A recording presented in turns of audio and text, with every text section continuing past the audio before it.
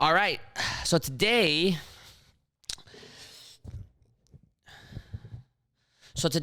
we're going to talk about the rants that Mr. Kanye West has been putting out over the past week that I've been paying attention to. It's really a bittersweet thing, man. I don't like Kanye West. I used to like Kanye West a long time ago. On my podcast, I went through kind of a synopsis of why I don't like Kanye West. I think he's very vain. I think he's very shallow. I think he just wants attention. I think that has an obsession with being popular. And I can go into like deep detail about all of that. But today, we're going to go over his rants, right? He's been known to go on these rants. And you know what? I'll just be honest. Not all of the things that he has said before has rubbed me the wrong way, right? The George Bush doesn't care about black people. I thought that was an amazing thing. He used to call out a lot of negativity. His song, All Falls Down, I feel is a great encapsulation of who he used to be, probably most inspired by his mother rather than anything else. So I don't discredit his creative intelligence. I don't discredit his creativity. I do admit that he's a very creative person. I do not, however, hold him to the pedestal that a lot of people hold him to there too. I don't like his clothing brand. I don't like his shoes. I don't like the way he markets himself. I do like some of his music. I think My Beautiful Dark Twisted Fantasy is probably the best hip hop album in the last 20 years, maybe, with the exception of probably. Actually, you know what? I think To Pimp a Butterfly is probably better than Fantasy, but I digress. I do understand that he is a very important figure in hip hop, and he's a very controversial figure in hip hop, and I do like some of his music. I'm not gonna deny that, right? I wish that I was just doing a deep dive on his music, but instead, I want to talk about these rants and kind of react to them a little bit, because I do think that they are very bad, and it's very sad. And I will explain in a little bit my thoughts on why. So let's just go ahead and jump right in. He went into Drink Champs to Nori's podcast, Drink Champs, where usually it's a lot of like fun banter. There's a little bit of drama that kind of gets like hashed out in that podcast. When it comes to the hip hop sphere, people always kind of talking a little crazy, and it kind of gets the numbers going, things like that. So just to keep it transparent, Nori was very, very, very excited about having Kanye West on, and rightfully so. He probably knew that Kanye was going to say some crazy shit. He probably knew that after the Tucker Carlson interview that Kanye was going to go on a rant. He also knew that after Kanye's Twitter meltdown and then his ban, he knew that Kanye was going to go in there talking crazy, right? And he has since apologized for having him on there, or apologized for the putting out the whatever it was, right? It was very half-hearted. He doesn't call himself a journalist, but at this point, I do hold a little bit of blame on his part, because he should have known better. As an adult, he should have known better than to enable this man's crazy ideas and philosophies, right? So I'll get into it a little bit more in terms of what he's about to say, but that's generally the gist of it. I'm just going to start it kind of wherever, and then I'm sure something will come up. But I'm talking about put out my White Lives Matter tee. The White Lives Matter tee don't say nothing. It don't say DEF CON or nothing on it, right? Mm-hmm. I'm like, put it out. And he's telling me, like, yo, I want you to visit the Holocaust Museum. And I was like, yo, I want you to visit Planned Parenthood. That's our Holocaust Museum. Okay. So I put my life. Equating the Holocaust to Planned Parenthood is downright outrageous. That's just outrageous. On face value alone, right? What he's trying to say is that Planned Parenthood provides health care to women. And part of that health care is abortion. And because lower income communities are affected the most by abortions and unwanted pregnancies, that Kanye is saying that all of the dead babies that have happened at Planned Parenthood are the equivalent of a Holocaust, right? Which is flat out ridiculous. because those Jews had no choice. They were rounded up. That's just a fact. Okay? It's not like they willingly went. It's not like they weren't getting mistreated, right? To equate that to a woman that is going to Planned Parenthood and he's making a personal choice about her actual body is flat out outrageous. Now, you don't have to agree with abortions. It really doesn't matter where you stand on the line on this specific analogy. It's not analogous at all. Whether you're pro-life or pro-choice, it doesn't matter. It's not analogous in the slightest. So that is outrageous. On this, at this point, because they've been fucking with me too long. They put the crazy narrative out there. My Jewish trainer, Harley Pasternak, who's Lizzo's trainer, put it out when I went to the hospital, put it in the press. Oh. I got a bunch of friends that went to the hospital. It didn't go to the press. They did that just like they did in the documentary on the 3rd episode to say, we love Ye like the rest of y'all. We know he a genius like the rest of y'all, but sometimes you got to turn the camera off on him. So they'll go and get a dude that... Now, this happens all the time with Kanye whenever people don't let him say what he wants to say. And he feels victimized by this behavior because he feels entitled to the fact that he has to be able to say things, right? And a lot of... This isn't just a Kanye phenomenon. A lot of right-wing people tend to do that too, right? This idea that, like, you have to let me say what I want to say. You have to let me say it. No. There is nothing out there in the world. There's no law that says that just because you are who you are, that everybody around you has to enable you so that you can be as loud as possible and as flagrant as possible. There's no law that says that. Freedom of speech has absolutely nothing to do with the fact that people have to enable you to be able to, for you to be able to say what you want. Freedom of speech is just the idea that you can say whatever you want. And you can, so long as it's not yelling fire in a crowded room. There's limitations to it. But you can say it. But when it comes to these private companies, Twitter, I was about to say MySpace, Twitter, Facebook, Instagram, all of these corporate tech companies, right? They have community guidelines.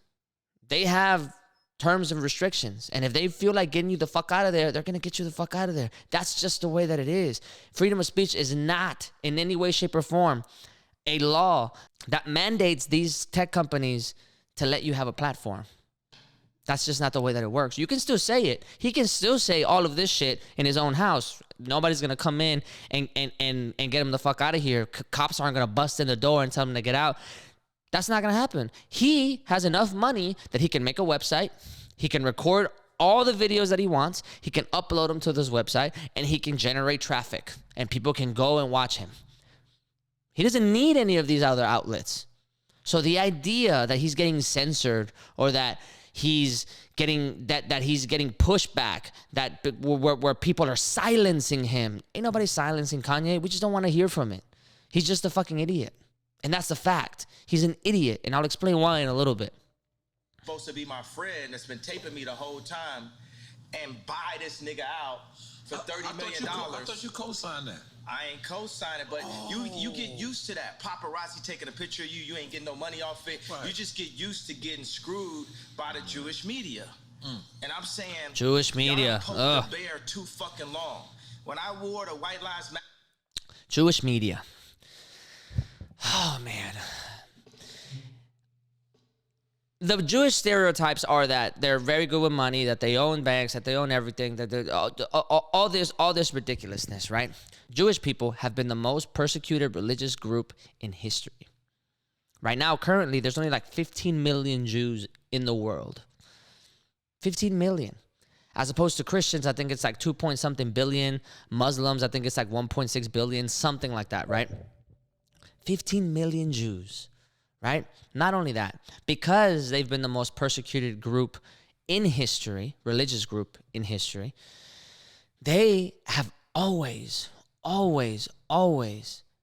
had a deep fear that atrocities are going to happen to them. The biggest one, obviously, is the Holocaust, but it happens in the Spanish Inquisition. It happened many times before. Jewish people have been persecuted for a very, very, very long time. And the reason why enabling these stereotypes, the reason why even starting with these stereotypes, Jewish media, I've got two things to say in general about that. One, it perpetuates the stereotype. And in Nazi Germany, the way that it got to the point where people were being sent to concentration camps is not because all of a sudden it was a Tuesday and Hitler said, okay, let's go. All the Jews got to get the fuck out of here. No, it started off slowly, and it started with words. It started with dehumanizing who these people were. It started with letting the public know that it was the very specific group of people that were the problem. Dehumanizing language is something that him, as a black person, should understand full well. He was on Tucker Carlson like 2 weeks ago or some shit like that, right? And Fox News does a very good job of dehumanizing black people and brown people. So the idea that he can't understand that just shows how cognitive dissonant he actually is, right? It's not only false information, but it is almost, even in this case, it's irrelevant. Let's just say that in terms of record executives and in terms of media, that Jewish people do have some sort of monopoly. Let's just say it. So what? So what? I guarantee you that religion has zero to do with the fact that record labels have 360 deals and that these artists signed to those deals are getting a shit fucking deal. It has nothing to do with the fact that the executive is Jewish. It has nothing to do with the fact that these managers are Jewish. It has nothing to do with any of that shit. That person could be Catholic. That person could be Protestant. That person could be Muslim. That person could be Irish. That person could be from Alaska. It doesn't matter. It doesn't matter who that person is, because the true problem there is greed. It's corporate greed and capitalism. It has nothing to do with the fact that that person celebrates Hanukkah. Nothing, absolutely nothing to do. It's just completely irrelevant. This is a man that has been hurt by somebody, and he wants to specifically start a tirade on a whole group of people for absolutely no reason at all. Right? Aside from the fact that perpetuating those stereotypes has led in Nazi Germany specifically to a genocide. I know that it doesn't get taught that often because when you review the Holocaust when you're in school, you only get it for like a certain amount of time. But if you dive deep into actually what really happened, you get a much more nuanced view, and you actually get a chance to understand what it is that led to that happening. The language that Hitler used, the tactics, political tactics that he used in order to make sure that the people of that country followed along. I had 4 SoFi Stadium shows. They canceled my shows. They canceled your shows because you say problematic shit. They canceled your shows because you're saying anti-Semitic shit. They canceled your shows because they don't want to be associated with bigotry. Again, nobody owes you the platform. Nobody owes you the ability. As a matter of fact, to that point, I'm actually a little surprised. I'm actually a little surprised that the executives and the capitalists of those stadiums, the owner, didn't say, nah, let it rock. We need money. That I'm actually surprised about. But I guess good for you. Good for you that you got those shows canceled. You don't deserve them.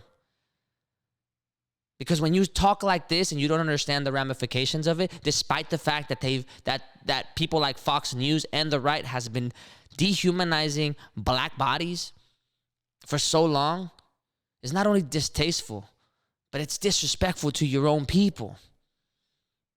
That's why Nori went on an apology tour. That's why. I said it's up. And let me tell you one thing. It's like if a black man is caught with something in the car or something, everybody in the car going to go to jail with him, right? But if a black man can play basketball or rap, only he gets the record deal. So meaning like if one black man does something bad, all the other blacks get caught with him.